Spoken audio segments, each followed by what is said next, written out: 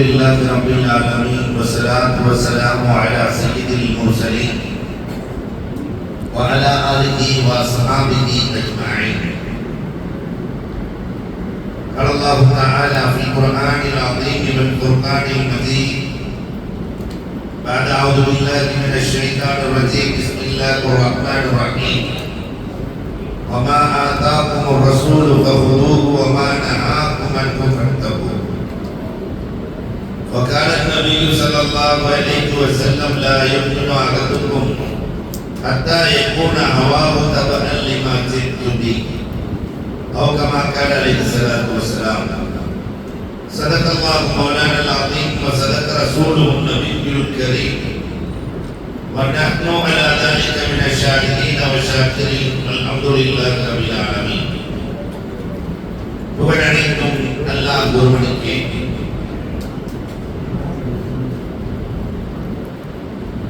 சாந்தியும் சமாதானமும் கண்மணி ரசூலுல்லாஹி ஸல்லல்லாஹு அலைஹி வஸல்லம் அவர்களின் மீதும் அவர்களை பின்பற்றிய உத்தம சத்திய சஹாபாக்கள் தாபஈன்கள் தபரத்தாபஈன்கள் சுஹதாக்கள் சாலிஹீன்கள் நாதாக்கள் நல்லவர்கள் குறிப்பாக நம் அனைவரின் மீதும் அல்லாஹ்வின் சாந்தியும் சமாதானமும் என்றென்றும் நின்று நிலவட்டுமாக. மிகச் சிறப்பான முறையில் இந்நிகழ்வை ஏற்பாடு செய்திருக்கிற கோவை மாநகர ஜமாஅத்துல் உலமா சபையினுடைய தலைவர், செயலாளர், கோட்டாளர் உள்ளிட்ட நிர்வாகிகள் துணைவர்களுக்கும் இந்த நிகழ்ச்சிக்கு ஒத்தாய்ப்பாய் வருகிறது துஆ செய்து நிகழ்ச்சியை துவங்கி வைத்திருக்கிற எங்களை எல்லாம் உருவாக்கி இருக்கிற ஆசிரியர் பெருந்தகை ஹஜ்ரத் கீழே இருக்கிறாங்க, நான் மேல இருக்கிறேன், உட்கார்ந்து இருக்கிறேன். ஹஜ்ரத் பொருத்தப்பட்டுக் கொள்ள வேண்டும் என்ற நிலையோடு அப்துல்லா காஜியார் அப்படியே கொஞ்சம் உள்ள வந்தது. அன்புக்குரியவர்களே, எங்களது ஆசிரியர் பெருந்தகை ஹஜ்ரத் இப்ரா அவர்களுக்கு அல்லாஹ் ரப்பல் ஆலமீன் நீண்ட ஆயுளையும் நிறைந்த வளத்தையும் தந்திடுவானாக. இதை போல இந்த பள்ளிக்குள் நுழைகிற போதே எங்களது ஆசிரியர் பெருந்தகை அபுல் ஹசன் ஹஜ்ரத் அவர்கள் நீண்ட காலமாய் இங்கு இமாமாக இருந்து இந்த பள்ளிக்கு பெருமை சேர்த்தவர்கள். அல்லாஹ் ரப்பல் ஆலமீன் அவர்களுடைய கபரை சொர்க்கத்தின் பூங்காவனமாக ஆக்குவானாக. ஜன்னத்துல் ஃபிர்தௌஸில் உயர்ந்த தரஜாவை ஹஜ்ரத் அவர்களுக்கு நசீபாக்கி தருவானாக. நிறைய உலமாக்கள் வருகின்றிருக்கிறார்கள். வருகின்றிருக்கிற அத்துணை உலமாக்களுக்கும் இந்த பள்ளியினுடைய நிர்வாகத்தின் அங்கத்தினர்கள், தலைவர், செயலாளர், பொருளாளர் உள்ளிட்ட அத்தனை நிர்வாகிகளுக்கும் வருகின்றிருக்கிற ஆன்றோர்கள், சான்றோர்கள், இளைஞர்கள், உங்கள் அனைவருக்கும் இஸ்லாத்தின் காணிக்கையான சலாத்தின் பதிலை எதிர்பார்த்து சொன்னவனாக நிறைய இடங்கள்ல ராத்திரி 10 மணிக்கு மேல ஒருத்தர் பதில் சொல்றதில்லை. நான் என் வார்த்தைகளை துவங்குகிறேன். அஸ்ஸலாமு அலைக்கும் வரஹ்மத்துல்லாஹி தஆலா வ பரக்காத்துஹு. அன்புக்கும் இறைநேசத்திற்கு போய்தான் அல்லாஹ்வின் நல்லடியார்களே, அண்ணன் பெருமானார் உருவாக்கிய குடும்பவியல் என்று ஒரு அழகான தலைப்பு இங்கு வழங்கப்பட்டிருக்கிறது. இந்த குடும்பம் என்பது கணவன் மனைவி உறவு, பெற்றோர் பிள்ளைகளின் உறவு, சம்பந்தப்புற உறவு, இரத்த உறவுகள், அண்ணன் தம்பி உறவுகள், இது அனைத்தையும் சேர்ந்ததுதான் குடும்பம். ஆனால் இந்த குடும்பத்தின் துவக்கம் கணவன் மனைவி உறவிலிருந்துதான் துவங்குகிறது. ஆதம் அலைஹிஸ்ஸலாத்தினுடைய விழா இடம்பிலிருந்து, இடது விழா இடம்பிலிருந்து அல்லாஹ் ஹவ்வாவை படைத்தான். ஏன் இடது விழாவிலிருந்து இதயம் இடது பக்கம் தான் இருக்கிறது?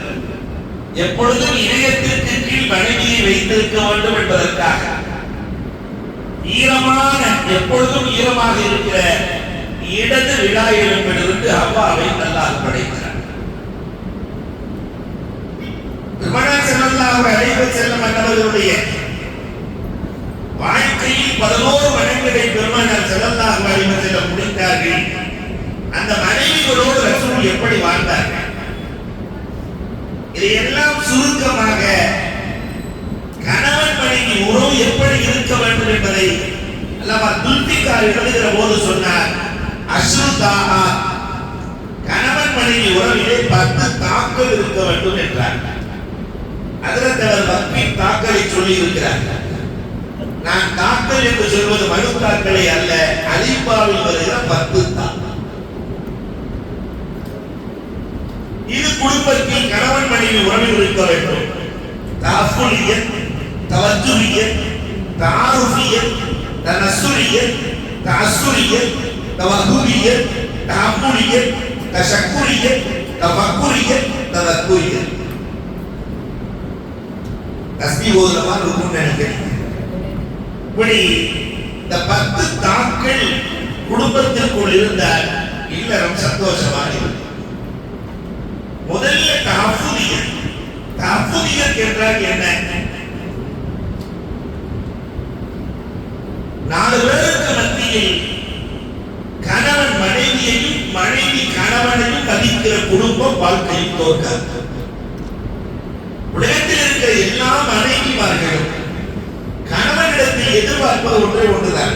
எல்லா மனைவியும், அது அரசனின் மனைவியாக இருந்தாலும், ஆணியின் மனைவியாக இருந்தாலும், வியாபாரியின் மனைவியாக இருந்தாலும், ஒரு மனைவி கணவனிடத்தில் என்ன எதிர்பார்ப்பாள் என்றால், 4 பேர் இருக்கிற சபையில் என்னை மதிக்க வேண்டும்.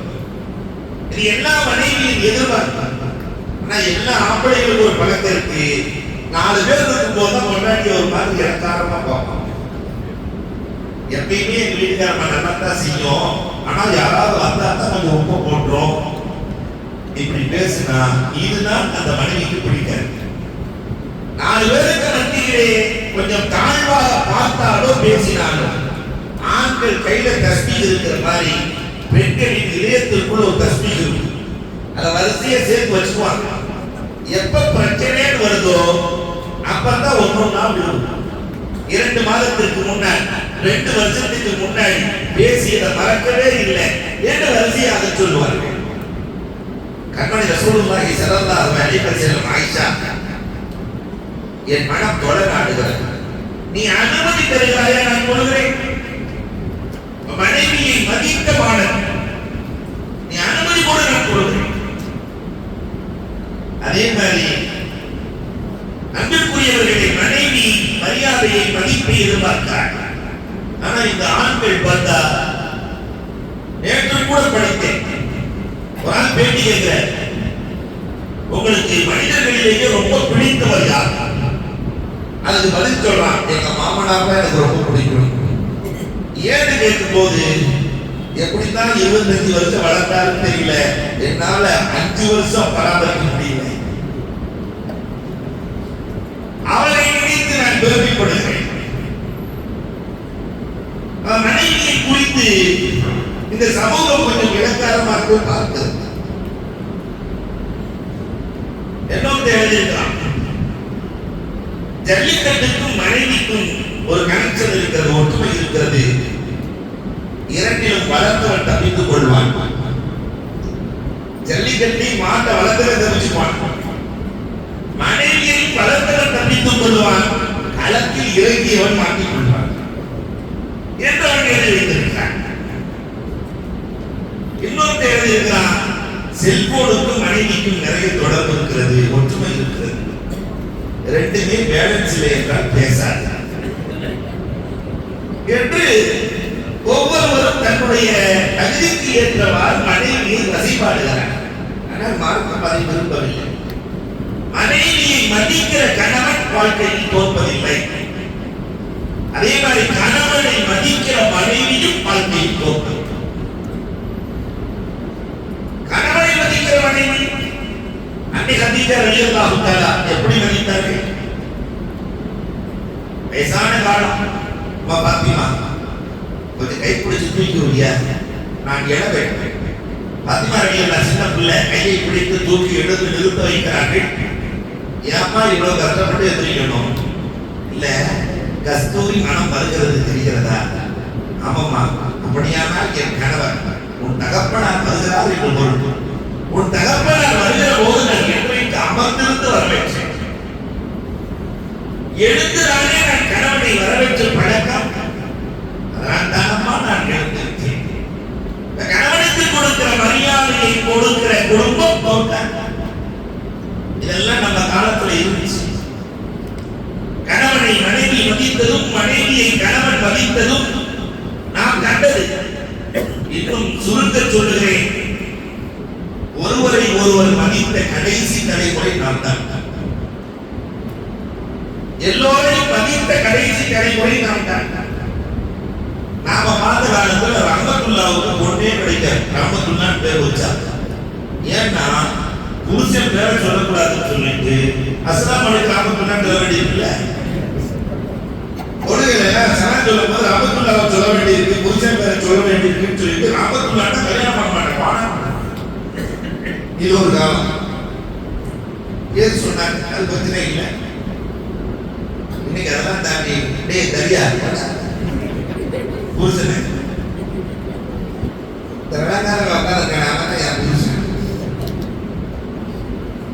என்று பேசுகிற காலத்தில் இன்றைக்கு நாம் பார்த்து கொண்டிருக்கிறோம். ஒருவரை ஒருவர் மதித்த காலம் மாறிப்போய் இன்றைக்கு சர்வசாதாரணமாக பேசிக் கொள்ளுகிற அவலம் நம் சமூகத்தில் நிகழ்கிறதை பார்க்கவே விரும்ப வேண்டும். ஒருவரை ஒருவர் மதிக்க வேண்டும். இரண்டாவதாக தவத்துஹியத், கணவன் மனைவிக்கு நேரம் தர வேண்டும். சிறந்த கணவன் யார் தெரியுமா? மனைவியா நண்பர்களா என்று வருகிற போது மனைவிக்கு முக்கியத்துவம் அளிக்கிற கணவன் வாழ்க்கையில் சிறந்தவர். நண்பர்களை விட மனைவி முக்கியம். லைஃப் பார்ட்னர் இல்லையா, வாழ்நாள் முழுக்க உடன் இருப்பவர் இல்லையா?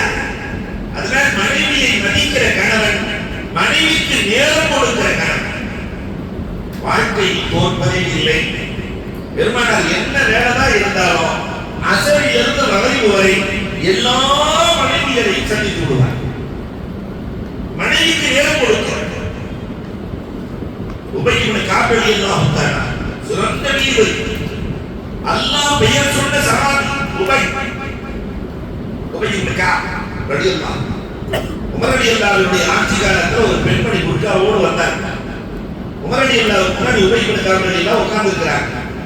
அந்த அம்மா சொன்னாங்க, என் வீட்டுக்காரர் ரொம்ப நல்லவர்னாங்க. உமர் ரலியல்லாஹு வீட்டுக்காரர் ரொம்ப நல்லவர். உமர் ரலியல்லாஹு துஆ செஞ்சாங்க, நல்ல கணவனை கொடுத்த அல்லாஹ்வுக்கு எல்லாம் புகழ். ஒரு 5 நிமிஷம் ஆச்சு, திரும்ப வந்து அந்த அம்மா சொல்லுச்சு, எங்க வீட்டுக்காரர் ரொம்ப நல்லவர். நான் இப்ப தானே துஆ செஞ்சேன், திருப்பி வந்து சலாம் சொல்றீங்க, நல்லவர் தெரிய. அந்த அம்மா ஒன்றும் பேசல. அப்புறம் ஒரு 1/4 மணி நேரம் கழிச்சு வந்து எங்க வீட்டுக்காரர் ரொம்ப ரொம்ப நல்லவர். உடனே எல்லாரும் ஒன்றும் புரியல. இந்த அம்மா என்ன சொல்லுது? உபய் இப்னு கஅப் ரலியல்லாஹு சிரிக்கிறாங்க.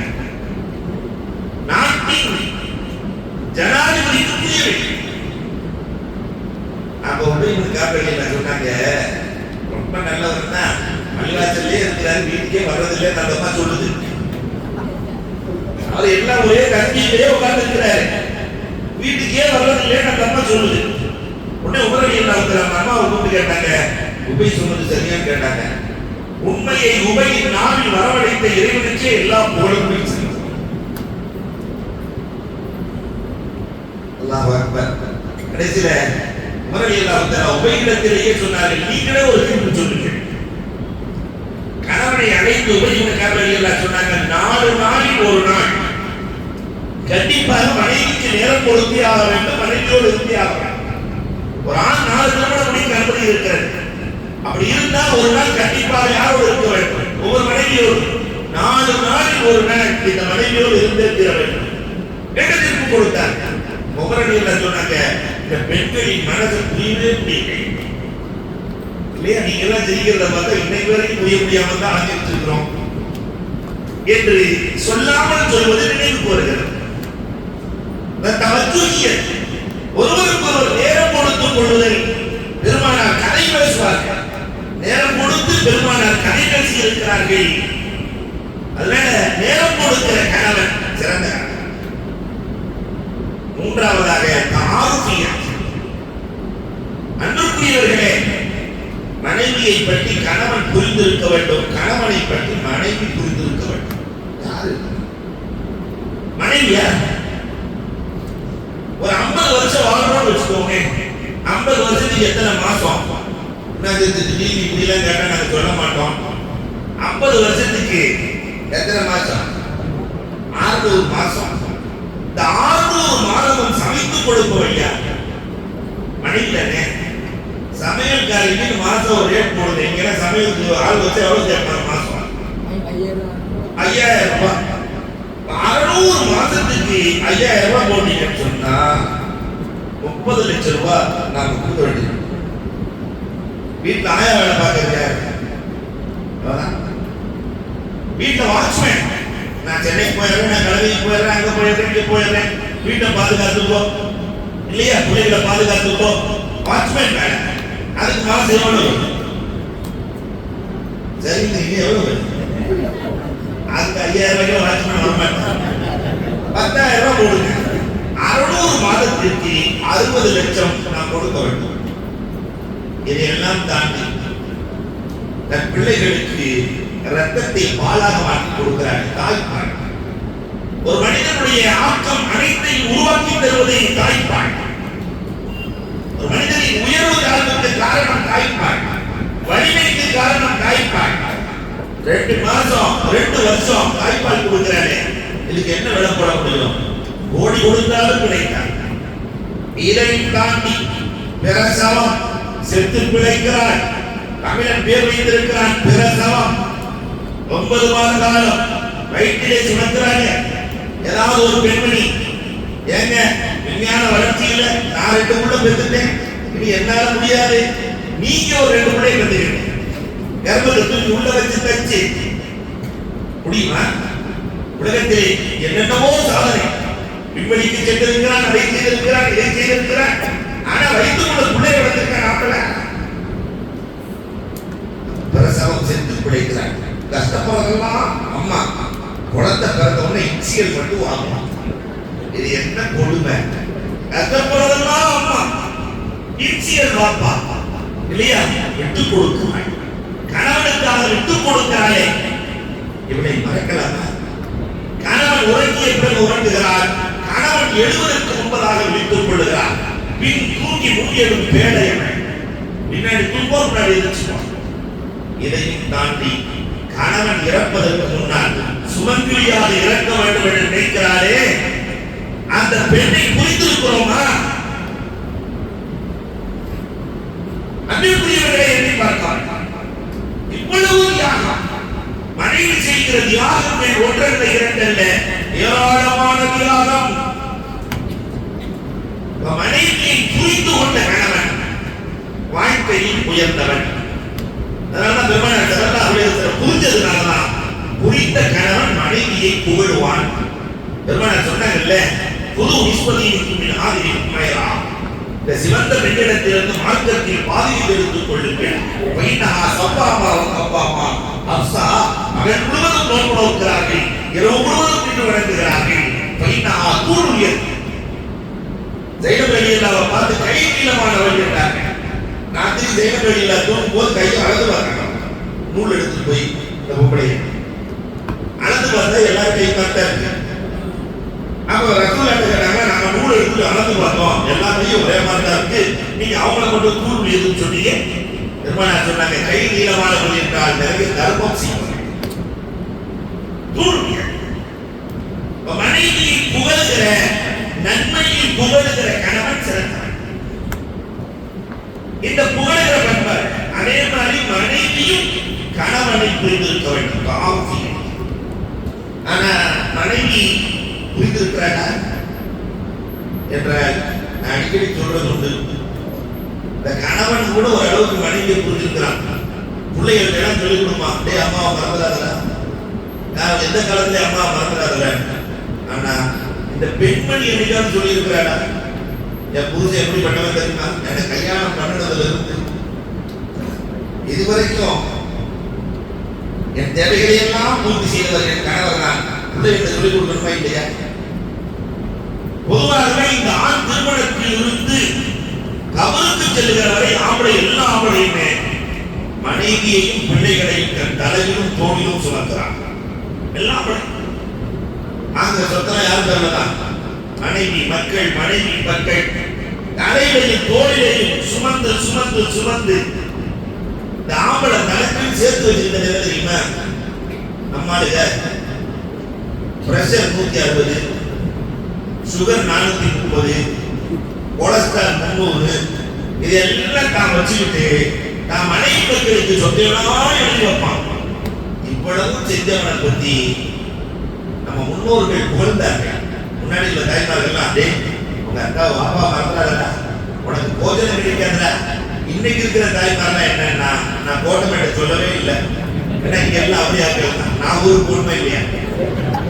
இன்னைக்கு இருக்கிற தாய்மார்கள்லாம் என்ன சொல்றாங்கன்னா, டேய் ஒப்பனை நம்பாத, அது லூஸ், அது பேச்சை கேட்ட நீ விளங்க மாட்டேனா, ஒரு காலத்துல எங்க ஒப்பனை நம்பிடாதடா. இதன் விளைவு என்ன தெரியுமா? 60 வயதை தாண்டிய நிறைய பெரியவர்கள் வீட்டில் அனாதைகளாக இருக்கிறார். பாப்பா எப்படி இருக்கிறீங்கன்னு கேட்கிற பிள்ளைகளை இழந்து விட்டோம். நீங்க நல்லா இருக்கிறீங்களா? உங்களுக்கு என்ன தேவை? நீங்க வாழ்க்கையில் பட்ட கஷ்டங்கள் என்ன, பட்ட தடுப்புகள் என்ன, நாங்கள் வாழ்க்கையில் முன்னேறுவதற்கான வழித்தடங்கள் என்ன சொல்லிக் கொடுக்க தயாராக இருக்கிறார்கள். கேட்க தயார் இல்லாத பிள்ளைகள். அதற்கு காரணம் மனைவி கணவனை சரியாக புரியவில்லை. ஒருவரை ஒருவர் புரிதல் தாரும் குடும்பத்தில் அவசியம்.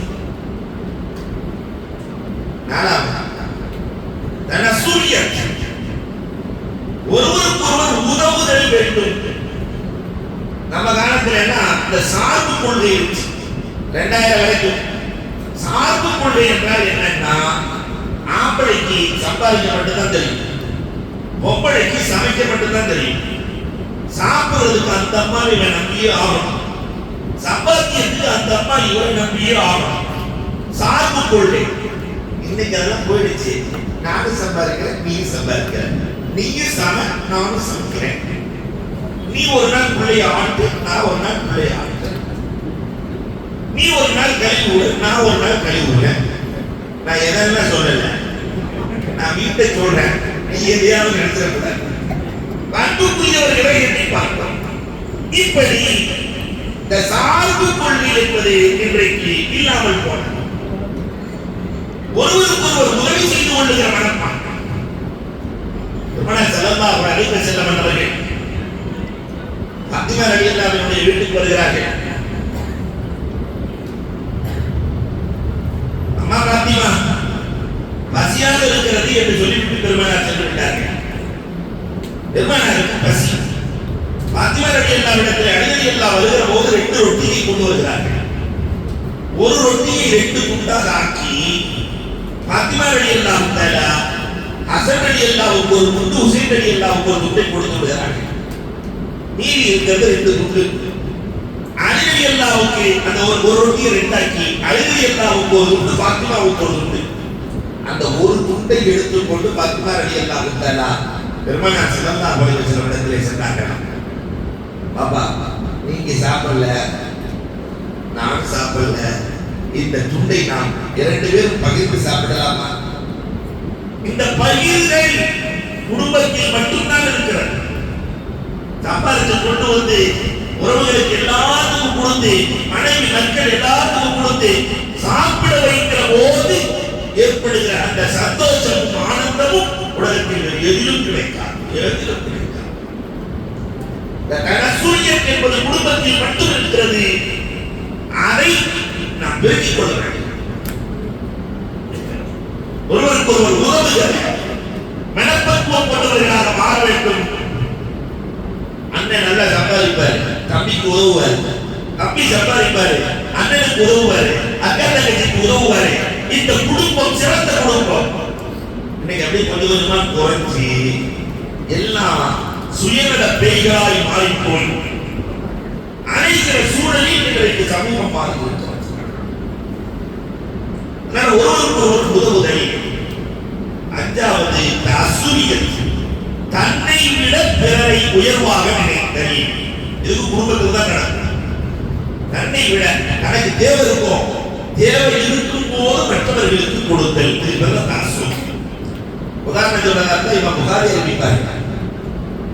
பெருமானார் ஸல்லல்லாஹு அலைஹி வஸல்லம் ஆயிஷா ரலியல்லாஹு அன்ஹா வீட்டிலே வஃபாத் ஆகிறார். நபிமார்கள் எங்கு வஃபாத் ஆகிறார்களோ மறைகிறார்களோ அங்கு அடக்க வேண்டும். அப்ப யார் வீட்டில் தான் அடக்கப்படுகிறது? ஆயிஷா ரலியல்லாஹு அன்ஹா வீட்டிலே அடக்கப்படுகிறது. ஆயிஷா ரலியல்லாஹு துஆ செஞ்சாங்களாம், இதே இடத்துல தான் நானும் வஃபாத் ஆன அடக்கணும். ரசூலுக்கு பக்கத்துல என்ன துஆ செய்து கொண்டிருக்கிறார்கள்? அடுத்த 2.5 ஆண்டில் தகப்பனாரின் மரணம். அதுக்கு முன்னாடி தகப்பனார் சொன்னாங்களா, அம்மா ஆயிஷா நான் வஃபாத் ஆயிட்டா அந்த மகனை எடுத்துட்டு போங்க, ரசூலின் கபரிலிருந்து குரல் வந்தால் அடக்குவதற்கு அனுமதி வந்தால் என்னை அடைக்கிறேன். ஆயிஷாவுக்கு 2 சந்தோஷம், கணவனும் இருக்கிறார் தகப்பனும் இருக்கிறார். அதே மாதிரி வஃபாத் ஆன உடனே எடுத்து சென்றார், என் நண்பனோடு சேர்த்து விடுங்கள் என்று குரல் கேட்கிறது. ரசூலுக்கு பக்கத்திலேயே அடைக்காச்சு. அடுத்து 10 ஆண்டுகள் 4 மாதம் அஜர் அலியா பகலில் இருக்காங்க. நான் மோதானா இங்கதான் அடக்கணும், நான் மோதானா இங்கதான் அடக்கணும். உமரே ஃபாரூக் ரலியல்லாஹு தஆலா ஷஹீதாக்கப்படுகிறார்கள். வஃபாத் ஆவதற்கு முன்னால் தன் மகன் இப்னு உமர் ரலியல்லாஹு அழைத்து, நானும் அபூபக்கர் நாயகத்துக்கு பக்கத்துல அடக்கணும்னு ஆசைப்படுறேன், ஆயிஷா அம்மாட்ட கேட்டுவாங்க. நான் அந்நியான், ரசூலும் அபூபக்கர் ரலியல்லாஹு கணவனும் தகப்பனும், நான் அந்நியான். அந்த அம்மா துவாசிக்கிட்டே இருக்குது தனக்காக. ஆனா எனக்கு ஒரு ஆசை, அங்க அடங்கணும்னு ஆசை. போய் கேட்டுவாங்க. இன்னும் ரலியல்லாஹு தஆலா போய் கேட்கிறார்கள். ஆயிஷா ரலியல்லாஹு யோசிக்கவே இல்லையே, தாராளமாக உமர் ரலியல்லாஹு இங்கே அடங்கிக் கொள்ளுங்கள். விடை என்ன தெரியுமா? அனுமதி கொடுத்தா இவங்க வெளியே போயிருப்பாங்க. நான் அந்நியான் உள்ளே வந்து விட்டார்கள். யாரை பத்தி கவலைப்படாம ஆயிஷாம்மா, நான் என் இடத்தை உமர் ரலியல்லாஹு கொடுத்து விடுகிறேன் என்று கொடுத்தார்கள். இதுதான் தாசும். தனக்கு தேவை இருக்கிற போது மற்றவர்களுக்கு கொடுத்து விடுகிறது. இதுக்கு அல்லாஹ் கொடுக்கிற கூலி உலகத்தில் ஏதுக்கு இல்லை. அமல் மிஸ்கின் 211 வாழ்ந்த மாபெரும் மகான் அமல் மிஸ்கின், கடுமையான பசி. தன்னுடைய நண்பன் அபூ நஸ்ர் இடத்துல போனார். கொடுமையா இருக்குது, கஷ்டமா இருக்கு, வீட்டை வித்தரலாம் இருக்கேன், வீட்டை வித்தரலாம் இருக்கேன். அபூ நஸ்ர் சொன்னாரு, வீடு வாங்குற அளவுக்கு என்ற வசதி இல்லை, ஆனா ரொட்டியை சுத்து, அன்னைக்கு ரொட்டி தானே உணவு, ரொட்டிகளை எல்லாம் சமைச்சு நான் கொடுக்குறேன், கொண்டு போய் பிள்ளைகளுக்கு கொடுங்க, போய் பிள்ளைகளுக்கு கொடுங்க. சரின்னு எல்லாம் ரொட்டி எல்லாம் சமைச்சு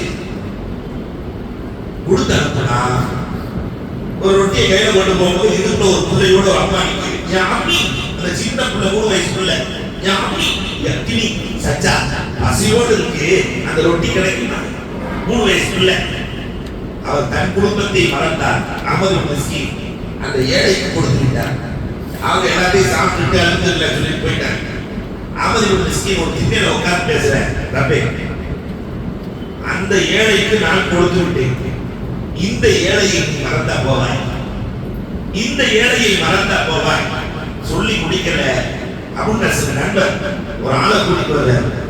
ஏதோ வீடு வாங்கதான் ஆளை கூட்டிட்டு வர்றாருன்னு நினைச்சு என்ன விஷயம் கேட்கும் போது அபூ நஸ்ர் சொன்னார், உங்கள் தகப்பனா 30 வருடத்திற்கு முன்னால் குராசானில் வேலை செய்கிற போது 1,00,000 திருகத்தை இவரிடத்தில் கொடுக்க சொன்னார்கள், மகன்கிட்ட சேர்க்க சொன்னாங்க.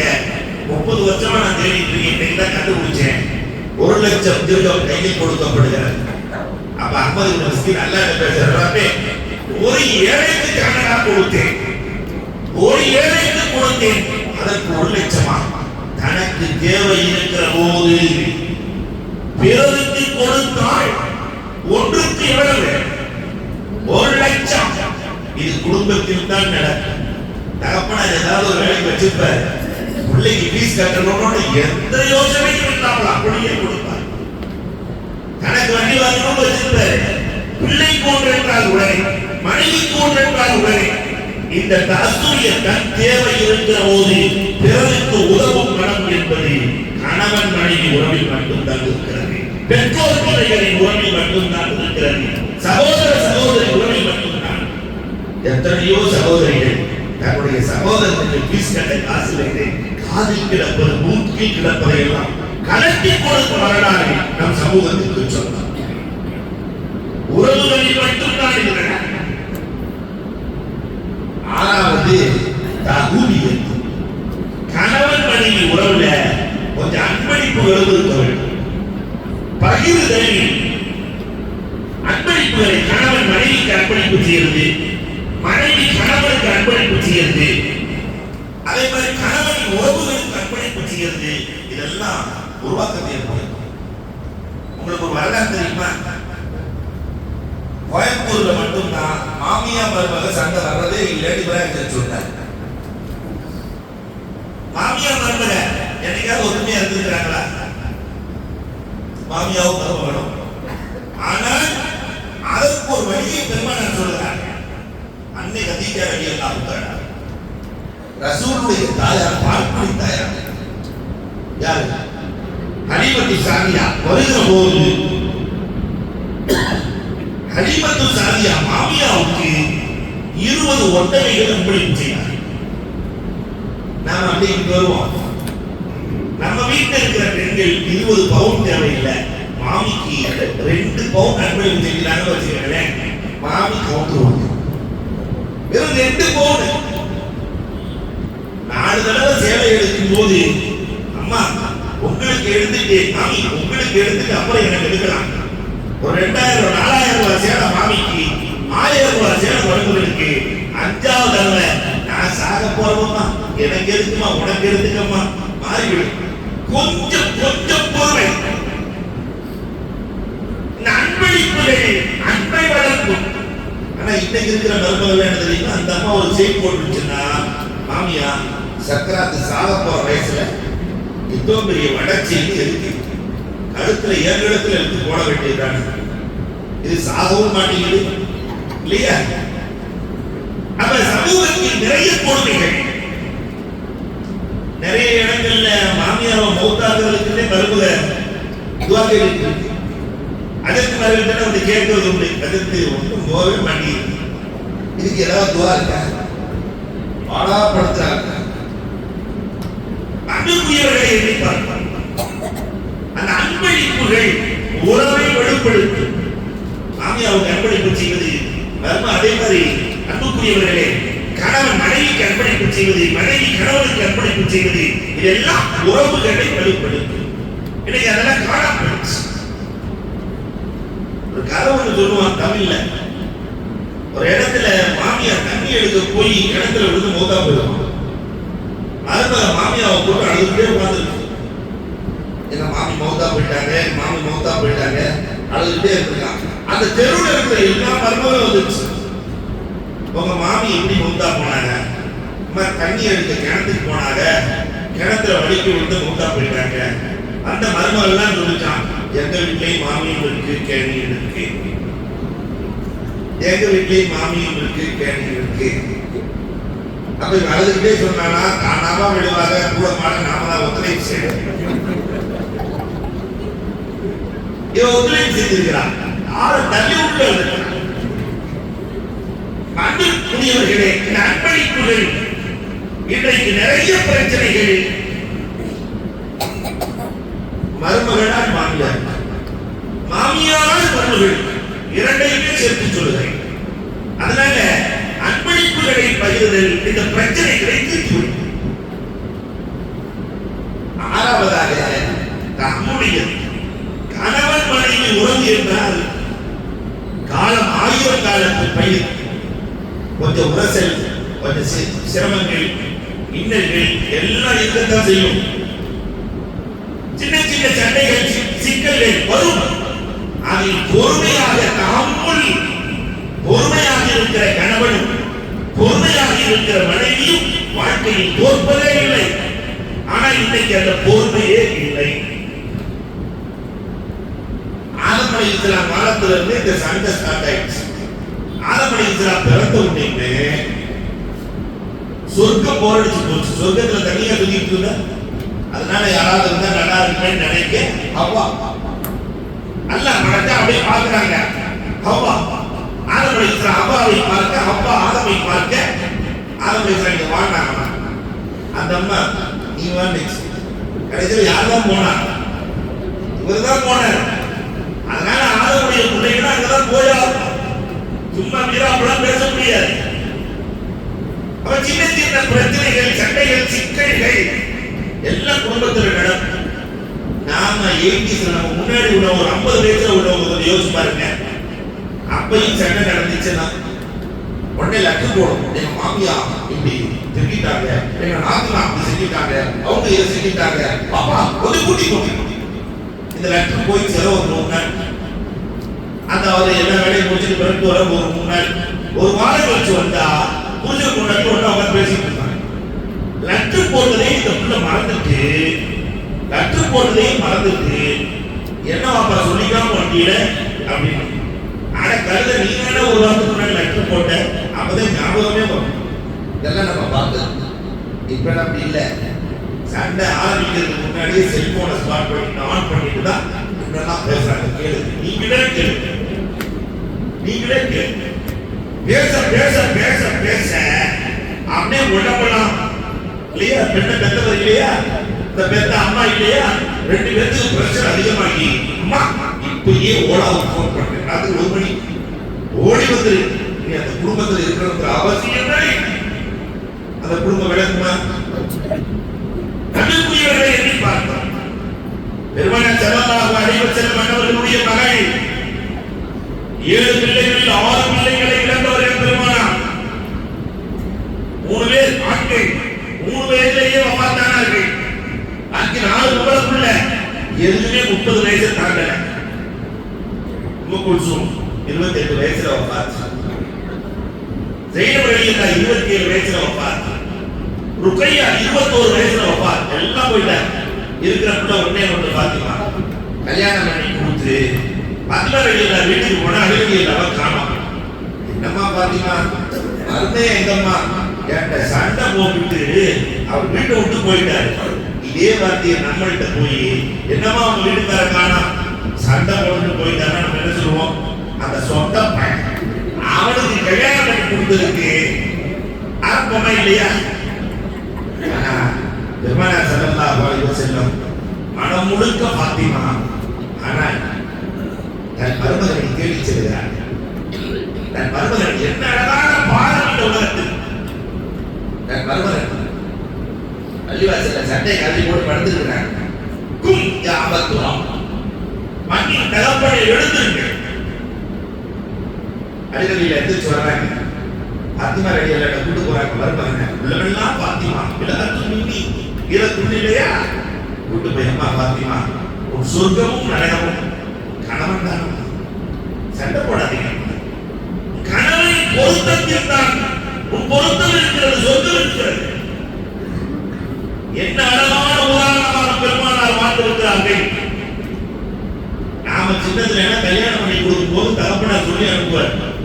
புருஷன் பொண்டாட்டி இப்படிதான் கல்யாணம் பண்ணியிருப்பாங்க, சொல்லி அனுப்புவார். இந்த வீடு உங்க வீடு தான், எப்போ வேணாலும் வரலாம் போலாம். ஆனா 2 பேரும் சேர்ந்தவர் தனியாக வருவதாக இருந்தால் மகளை பார்த்து சொல்லுவார். சொந்த மகளை பார்த்து ஒரு ஜனாசா கூட என் வீட்டுக்கு வர வேண்டாம், ஜனாசா கூட வரக்கூடாது சொல்லி அனுப்பிய காலம் மாறி போன. இன்னைக்கு அப்படிலாம் இல்லை. மகளை அனுப்பும்போது போய் எப்படி பாரு, யார் யாரை கூட்டு வர முடியுமோ கூட்டு வா, இல்லாட்டி நீ வந்து என்று சொல்லுகிற காலத்தில் நாம் வாழ்ந்து கொண்டிருக்கிறோம். நம்முள் பொறுமை இல்லாத விடலாம். 8வது தசக்குள் கணவன் மனைவி உறவிலே இயற்கையிலேயே சுக்ரியா, நன்றி செலுத்தும் மனம். அல்லாஹ்வுக்கும் நன்றி செலுத்தணும், மனைவி கணவனுக்கும், கணவன் மனைவிக்கும் நன்றி செலுத்த வேண்டும். தசக்குள் நன்றி உணர்வு மிகவே அவசியம். நம்ம சமுதாயம் அல்லாஹ்வுக்கும் நன்றி செலுத்துறது இல்லை. அடிக்கடி சொல்றது உண்டு, நம்ம சாதி ரொம்ப மிகச்சிறந்த கவிஞர். இந்த ஷாரி கொஞ்சம் கறி வாங்கி போவார். அன்னையில இருந்து இன்னைக்கு வரைக்கும் இந்த கவிஞர்கள் கஷ்டப்பட்டு தான் இருப்பாங்க. கையில காசு இருக்காரு, வேணாம் மட்டும்தான் இல்லையா? பாரதியாருடைய வரலாறுலாம் பார்த்தா அப்படிதான் இருக்கும். வயிற்றுக்கே வழி இருக்காரு, யாராவது காசு கொடுத்தாரா? காசு சுட்டா மேல இருக்க கையை கீழே வை, மேல இருந்து எடுத்துக்கிறேன்.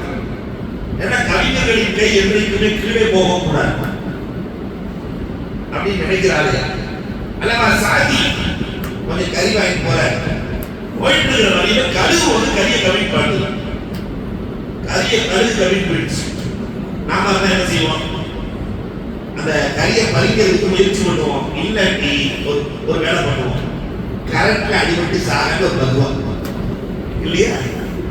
ஒரு காக்கிடம் கறிக்கு செத்து போயிருப்போம் அப்படின்னு ஒரு முடிவு பண்ணிடுவோம். ஆனா சாதி யாரெல்லாம் என் மூலமாக கழுகுக்கு உணவு கொடுத்த இறைவா உனக்கே எல்லாம் சொல்லிட்டு வீட்டுக்கு போறாரு. அந்த அம்மா கல்வி கழுவிட்டு இருக்குது. மனைவி கேட்டாருமா, ஆமா கல்வி கழுவிட்டு இருக்கிற இல்ல, நம்ம வீட்டுக்கு மேல 2 கழுகு சண்டை போட்டுச்சு, வாயில இருக்க பொட்டணத்தை விட்டுருச்சு, எடுத்து பார்த்தா ஒரே கழுவிட்டு. நம்ம சாதி அல்லாட்ட பேசுறாங்க, ஒவ்வொரு நாளும் 1000 முறை உன்னை நான் மறந்து போகிறேன், என்னை மறக்காத ரப்பே, என் கரியை வீட்டுக்கு கொண்டு வந்து சேர்ந்த ரப்பே, உனக்கே எல்லாம் போகணும். நாம என்ன மறந்துடுறோம், ஒரு நொடி கூட வந்து நம்மை மறப்பது. ஒரு நொடி கூட நமக்கு தேவையான பொருளாதாரம், தேவையான கல்வி, தேவையான ஆரோக்கியம், தேவையான நிம்மதி, தேவையான சந்தோஷம் அத்தனையும் கொண்டு வந்து கொடுக்கிற ரப்பே, உனக்கு நான் நன்றி செலுத்துகிறேன் சொன்னமா.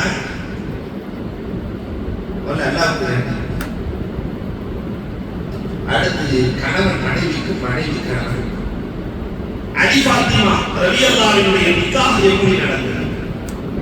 நீங்க தாலியை கட்டும் போது எல்லாம் தள்ளி பைனமா அம்மா அந்த பைனா அலிக்கு ஃபாத்திமா சொல்றமா இல்லையா? அந்த நிக்காஹ் எப்படி நடந்தது? வரலாறு பேசுகிறது. ஃபாத்திமா ரலியல்லாஹு கல்யாணம் பண்றதுக்காக அபூபக்கர் ரலியல்லாஹு போய் கேக்குறாங்க, ஃபாத்திமாவை நான் கல்யாணம் பண்ணிக்கிறேன். பெருமானா பேசவே இல்லை, பதிலே வரல. பதில் வரலன்னா அன்னையில இருந்து இன்னைக்கு வரைக்கும் பதில் வரலன்னா இல்லைன்னு அர்த்தம். உமர் ரலியல்லாஹு நான் கல்யாணம் பண்ணிக்கிறேன், பெரிய பெரிய சஹாபா ஒன்றும் பதில் சொல்லல. ஆனா விளையாட்டுக்கு இருந்த அந்த இளைஞர்கள் கூட்டம், அலி ரலியல்லாஹுக்கு 21 வயசு, அலி ரலியல்லாஹு போய் ஒண்ணுக்கு எடுத்து தள்ளி விட்டாங்க. யாரு? எல்லாம் பசங்களே சேர்ந்து ரசூலுல்லாஹ் தொழுது உட்கார்ந்துருக்காங்க. அலி ரலியல்லாஹு போய் ரசூலுல்லாஹ் பக்கத்துல அத்தையாத்துல உட்கார்றாங்க. மஹாஜத்துக்கு யாரு? அடியவர்கள் தேவைதான் என்ன? மஹாஜத்து நேரடியா போத பார்த்து கேட்க முடியுமா? அடிவதியில கதையை சொல்லிடுறாங்க. அது வந்து மஹாஜத்துக்கு யாரு? பாத்திமா எனக்கு வேணும், நான் கல்யாணம் பண்ணிக்கிறேன். பெருமானா அதுல சரிதான். 2 வார்த்தை உலகத்துல முதல்ல இந்த வார்த்தையை பயன்படுத்துறதுல சொல்லலாம். வெல்கம் அகில சரிதான். ஒரு எதையுமே சொல்லல. அடிக்கடி எல்லாம் வெளியே வர்றாங்க. இளைஞர்கள் எல்லாம் கேட்டாங்க, உள்ள போனீங்க என்ன நடந்துச்சு? ரசூலுல்லாஹ் ஒண்ணு சொல்லவே இல்லை, ஒண்ணுமே இல்லை, ஒண்ணுமே இல்லையா? அகிலன் சரிலன்னு சொன்னாங்க. அகிலன்னு சொன்னாலே தள்ளி வெட்டி விட்டா என்ன? சகலர்கள் சேர்த்து சொல்லி இருக்கிறாங்க. நிக்காஹ் நடைபெறுகிறது. திருமணத்தன்று பாத்திமா ரலியல்லாஹு பொதுவாகவே கல்யாணம் பண்ணி கணவனும் மனைவியும் திருமணத்தை அன்று கைகோர்க்கிறார்கள். உலகத்தில் எந்த மார்க்கமும் சொல்லல, மரத்தில் இருந்து இலைகள் உதிர்வதை போல கணவன் மனைவி கைகோர்க்கிற போது பாவங்கள் அத்தனை உதிர்ந்து போகிறது. அப்ப பாத்திமா கேட்டாங்க, கேட்க அலியே அழுதியில பெரிய கோடீஸ்வரர் இல்லை, நீங்க கிடைச்சதுக்கு நான் 2 ரக்காத் தொழுதுக்கு வரட்டுமா? நீங்க அனுமதி கொடுக்கிறீர்களா? 2 ரக்காத் தொழுது கொள்கிறேன். அலியை என்ன சொன்னாங்களா? பாத்திமா சொர்க்கத்தின் தலைவியே, நீங்கள் கிடைத்ததற்கு நான் ஒரு 2 ரக்காத் தொழுதுக்கு வரட்டுமா? திருமணத்திற்கு முன்பு அந்த இரவிலே நன்றி செலுத்துகிற 2 ரக்காத்து பொழுது நன்றி செலுத்திவிட்டு குடும்பத்தை ஆரம்பிக்கிற எந்த குடும்பமும் குடும்ப வாழ்வில் தோற்பதில்லை. அப்படி நீங்க பிளாஸ்ல போய் பாருங்க, அன்னைக்கு தொழுது மாட்டேன் இல்லையா? நிறைய பேர் அது இருக்காரு, இப்ப தொழுதலாமா அப்படின்னு நினைக்கிறதெல்லாம் தெரியும். அந்த நன்றி உணர்வு வேண்டும். 9வதாக குடும்ப வாழ்க்கையை தஃபக்குரியத், அடுத்த 25 ஆண்டுகளுக்கு பிறகு என் குடும்பத்தை எப்படி கொண்டு செல்வது என்ற திட்டம் வேண்டும். ஆனா நமக்கு எல்லாம் இந்த வண்டி ஓடிட்டே இருக்கு, குடும்பத்தை எப்படி எழுதி போயிட்டு இருக்கிறோம். அடுத்து என்ன செய்வது, நம் பிள்ளைகளை எப்படி உருவாக்குவது என்ற திட்டம் இருக்கிறதா? திட்டத்தோடு வளர்த்தார்கள் ஷாபி ரஹ்மத்துல்லாஹி தஆலாவுடைய தாயார், திட்டத்தோடு வளர்த்தார்கள் புகாரி ரஹ்மத்துல்லாஹினுடைய தாயார், திட்டத்தோடு வளர்த்தார்கள் முஆவியா ரலியல்லாஹு அன்ஹு. ஏழை முஆவியாவை ஹிந்தா ரலியல்லாஹு என் மகனை 5 மாகாணங்களுக்கு அதிபதியாக மாற்றினார். இன்னைக்கு இருக்கிற தாயாருக்கு என்ன திட்டம் தெரியுமா? எப்படியாவது என் புள்ள நல்லா சம்பாதிக்கணும், அவ்வளவுதான். அது எவன காலி பண்ணி சம்பாதிச்சாலும் பிரச்சனை. அதே மாதிரி இன்றைக்கு சமூகத்தினுடைய விலையும் ஒரிஜினலை விட டூப்ளிகேட் நல்லா இருக்கு. எல்லா ப்ராடக்ட்லையும் கம்பெனி வாங்கினா 40,000 வாங்கினா இல்லையா, டூப்ளிகேட் 10,000 ரூபாய்க்கு அதோட நல்லா இருக்கு. எல்லாம் ஒரிஜினலை விட டூப்ளிகேட் நல்லா. இது அப்படியே வந்து இப்ப டாக்டர்லையும் டூப்ளிகேட் வந்துருச்சு, மருத்துவத்தில் டூப்ளிகேட், அடித்து அழிந்து போன நிகழ்வுகள். இன்ஜினியர் டாக்டர் ஆயிட்டான், இன்ஜினியர் ஏன்னா டாக்டர்ல தான் நல்ல வரவு, இளவர வர போட்டுருக்கான். ஏன்டா ஃபீஸ் 500 ரூபாய், ஆனா நோய் குணமாகலைன்னா 1000 ரூபாய் தரணும். ஃபீஸ் 500 ரூபாய், குணமாகலைன்னா எவ்வளவு? 1000 ரூபாய். பக்கத்துல இருக்கிற டாக்டருக்கே குழப்பம் வந்துச்சு, என்னடா இப்படி போட்டுருக்கானே நம்மளே போயிடலாம் அப்படின்னு டாக்டரே போயிருக்கான். இந்த மோடி டாக்டர் இன்ஜினியர் டாக்டர் நாக்குல சுவையே தெரியல, என்னன்னு தெரியல அப்படின்னா இந்த டூப்ளிகேட் இன்ஜினியர் டாக்டர் இந்த பாட்டில் எடுத்துருக்கான். 30,000 நம்பர் பாட்டில் எடுத்து நாக்குல ஊத்துறான், பெட்ரோல் ஊத்திருக்கான். எடா பாவி பெட்ரோல் ஊத்திரியே, சுவை வந்துருச்சு, 500 ரூபாய் கொடு, வேலை முடிச்சு. மட்டும் போய் என்ன பதில் சொல்றது? திருப்பி ஒரு வாரம் கழிச்சு எப்படியாவது மடங்கிருக்கோன்னு திரும்ப போயிருக்கான். ஒரிஜினல் டாக்டர் போய் எனக்கு ஞாபகம் மருதி குறைஞ்சி போச்சு, எதுவுமே ஞாபகத்துக்கு வர மாட்டேங்குது. அப்படியா, இந்த 30,000 நம்பர் பாட்டில் எடு, கடப்பாடி பெட்ரோலை கொடுக்குற, ஞாபகம் வந்துருச்சு, 500 ரூபாய் கொடு. இவனை என்னடா செய்யறது? ஒரிஜினல் டாக்டருக்கே குழப்பம். அடுத்த ஒரு வாரம் கழிச்சு போயிருக்கான், கண்ணு தெரியலன்னா இதுக்கு பதிலே சொல்ல முடியாது. கண்ணு தெரியல, சிகிச்சை வேணும். உடனே இந்த டூப்ளிகேட் டாக்டர் இன்ஜினியர் டாக்டர் எனக்கும் மருத்துவம் செய்ய முடியாது, எனக்கு தெரியாது, நான் தோத்துட்டேன், தோத்துட்டேன், எவ்வளவு கொடுக்கணும்? 1000 ரூபாய் கொடுக்கணும். இவன் என்ன செஞ்சிருக்கிறான், இந்த இன்ஜினியர் டாக்டர் 200 ரூபாய் எடுத்து கொடுத்துருக்கான். 400 அவன் பார்த்த உடனே நான் என்ன செஞ்சிருக்கேன், 400 ரூபாய் கொடுத்துருக்கேன், கண்ணு தெரிஞ்சிருச்சு, 500 ரூபாய் கொடுத்துருக்கேன். டூப்ளிகேட்டுகள் நான் இன்றைக்கு தெளிவாக இருக்கிறார்கள். நாமும் சமூகத்தை இப்படித்தான் வாழ்ந்து கொண்டிருக்கிறோம். திட்டமில்லாமல் அடுத்தவர்களை பேசிக்கொண்டு வாழுகிறோம். என்ற எதிர்காலத்தை தீர்மானிக்கிற திட்டம் குடும்பத்தில் இருந்தே தோன்றவை. திட்டமிட்டு இந்த சமூகத்தை சரித்துக் கொண்டிருக்கிறேன்.